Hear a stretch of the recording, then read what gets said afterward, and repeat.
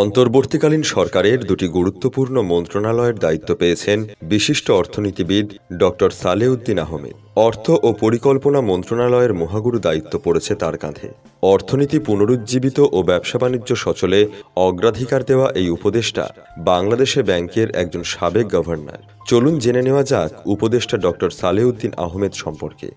একনায়ক শেখ হাসিনা সরকারের পতনের ৩ দিন পর গঠিত হয়েছে ১৭ সদস্যের অন্তর্বর্তীকালীন সরকার। অর্থনীতিবিদ ডক্টর মোহাম্মদ ইউনুস এই সরকারের প্রধান উপদেষ্টা।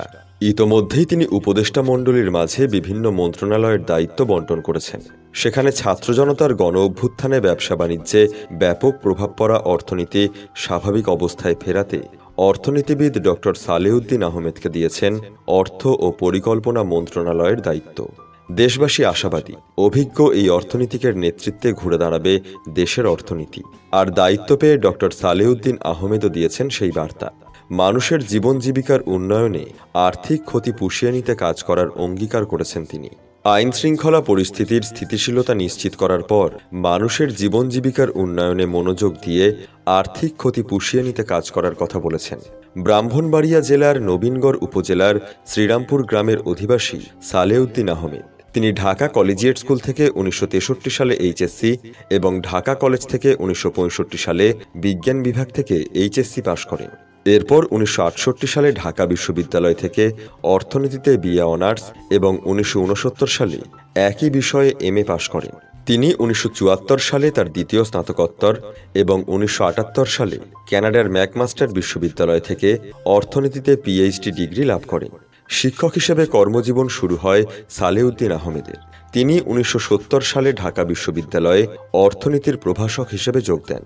এরপর তৎকালীন পাকিস্তানের কেন্দ্রীয় প্রশাসনে সিভিল সার্ভিস অব পাকিস্তান ক্যাডারে যোগ দেন। নিয়োগ পান ঢাকা জেলার সহকারী কমিশনার হিসেবে। দায়িত্ব পালন করেছেন পিরোজপুর জেলার নির্বাহী ম্যাজিস্ট্রেট হিসেবেও। বিশিষ্ট এই অর্থনীতিবিদ national foundation for research on human resource ডেভেলপমেন্টেও কাজ করেন, যা পরবর্তীকালে একীভূত হয় বাংলাদেশ ইনস্টিটিউট অফ ডেভেলপমেন্ট স্টাডিজের সাথে। এছাড়া তিনি এশিয়া ও প্রশান্ত মহাসাগরীয় অঞ্চলের সমন্বিত পল্লী উন্নয়ন কেন্দ্রের গবেষণা প্রধান হিসেবেও কাজ করেন। ১৯৯৩ থেকে ১৯৯৫ সাল পর্যন্ত বাংলাদেশ পল্লী উন্নয়ন একাডেমির মহাপরিচালক ছিলেন ডক্টর সালেউদ্দিন আহমেদ। কাজ করেছেন প্রধানমন্ত্রীর কার্যালয়ের অধীন এনজিও বিষয়ক ব্যুরোর মহাপরিচালক হিসেবেও। ১৯৯৬ থেকে ২০০৫ সাল পর্যন্ত টানা ৯ বছর পল্লী কর্মসহায়ক ফাউন্ডেশনের ব্যবস্থাপনা পরিচালক ছিলেন। একই সাথে ব্র্যাকে ডেপুটি নির্বাহী পরিচালক হিসেবেও দায়িত্ব পালন করেন। আর্থিক এই প্রতিষ্ঠানগুলোতে কাজ করার পর ডক্টর সালেউদ্দিন আহমেদ বাংলাদেশ ব্যাংকের নবম গভর্নর হিসেবেও দায়িত্ব পালন করেন। ডক্টর ফখরুদ্দিন আহমেদের দায়িত্ব ত্যাগের পর তিনি এ দায়িত্ব পান। ২০০৫ সাল থেকে ২০০৯ সাল পর্যন্ত বাংলাদেশ ব্যাংকের গভর্নর ছিলেন।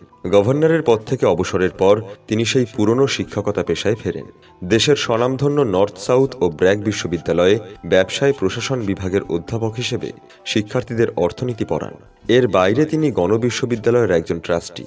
তিনি অমুনাফাভোগী প্রতিষ্ঠান centre for advanced research and social অ্যাকশনের প্রতিষ্ঠাতাদের একজন। এনজিও ফোরামের সাধারণ কমিটির সদস্য। টেলিযোগাযোগ নেটওয়ার্ক সেবা প্রদানকারী কোম্পানি গ্রামীণ ফোনের স্বাধীন পরিচালক। বহু অভিজ্ঞতার অধিকারী এই অর্থনীতিবিদ কয়েকটি বই লিখেছেন, যার মধ্যে উন্নয়ন কল্যাণ অর্থনীতি, অর্থনীতি বিষয়ক নিবন্ধগুচ্ছ, গভর্নরের স্মৃতিকথা উল্লেখযোগ্য। এই বইগুলোতে অর্থনীতি বিষয়ে তার গভীর পাণ্ডিত্যের পরিচয় মেলে। বহুমুখী কাজের স্বীকৃতি স্বরূপ তিনি অসংখ্য পুরস্কার অর্জন করেছেন, যার মধ্যে ম্যাকমাস্টার বিশ্ববিদ্যালয় থেকে ডিস্টিংগুইশড অ্যালামনাই অ্যাওয়ার্ড উল্লেখযোগ্য।